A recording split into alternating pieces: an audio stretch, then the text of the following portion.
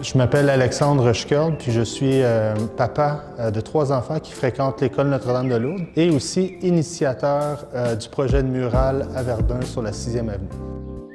Donc un matin, j'allais reconduire les enfants à l'école, puis je suis passé devant le mur, puis il y a quelqu'un qui enlevait des graffitis, puis je lui dis « Ah, mais peut-être qu'au lieu de voir des graffitis, on pourrait avoir une murale. » Puis après, l'école a dit « Ben oui, les élèves seraient vraiment intéressés à participer. » Puis une fois que ça s'est conclu, c'est là que je dis « Ben, il y a un organisme qui s'appelle MU, fait que je vais les contacter pour faire ce projet de mural. » Bonjour, je m'appelle Catherine Oslo. Je suis autrice de bande dessinée et dessinatrice. Il y a des thèmes que j'explore dans mon travail en général, c'est-à-dire l'émotion, la nature, la transformation.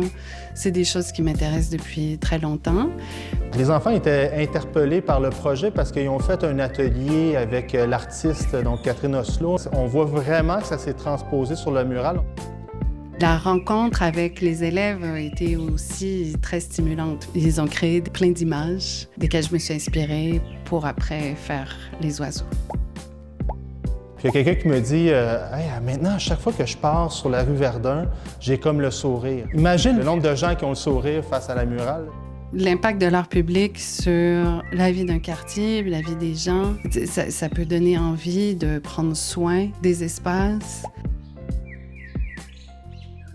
Moi, je ne vois pas beaucoup de différence.